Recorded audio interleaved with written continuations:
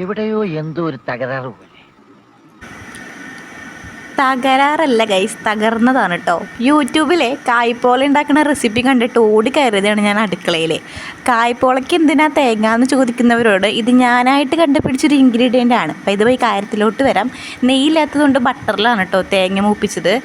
വീട്ടിൽ അണ്ടിപ്പരിപ്പ് മുന്തിരില്ലാത്തതുകൊണ്ട് തേങ്ങയിൽ ഞാനതങ്ങ് അഡ്ജസ്റ്റ് ചെയ്തു. അതപ്പം ഉണ്ടായത്. പോട്ടെ. അത് കഴിഞ്ഞിട്ട് അതേ പാനിൽ വീണ്ടും ബട്ടർ ഇട്ടിട്ട് നമ്മുടെ നേന്ത്രപ്പഴമൊക്കെ ഒന്ന് വാട്ടി എടുത്തു.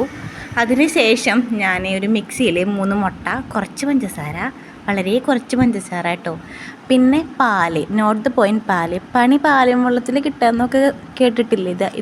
ഇവിടെ അതാണ് കേട്ടോ എനിക്ക് സംഭവിച്ചത്. പാലൊരല്പം കൂടിപ്പോയി, ഒരല്പമല്ല കുറേ അങ്ങോട്ട് കൂടിപ്പോയി, അതാണ് ഉണ്ടായത്. പിന്നെ ഒരു പാത്രത്തിൽ ബട്ടറും തേച്ചിട്ട് ഈ ഒരു മിക്സ് ഞാനതിൽ മിക്സ് ചെയ്ത് അതിലൊഴിച്ചു. പാത്രം ഞാൻ ജസ്റ്റ് ഒന്ന് മാറ്റി കൊടുക്കുന്നുണ്ടേ. അതിന് ശേഷം ഇതാണ് ഉണ്ടായത്. ഇതെന്താ ഉണ്ടായതെന്ന് എനിക്കിപ്പോഴും പിടികിട്ടുന്നില്ല. ചിലർക്ക് ശരിയാവും, ചിലർക്ക് ശരിയാവില്ല, അത്ര തന്നെ.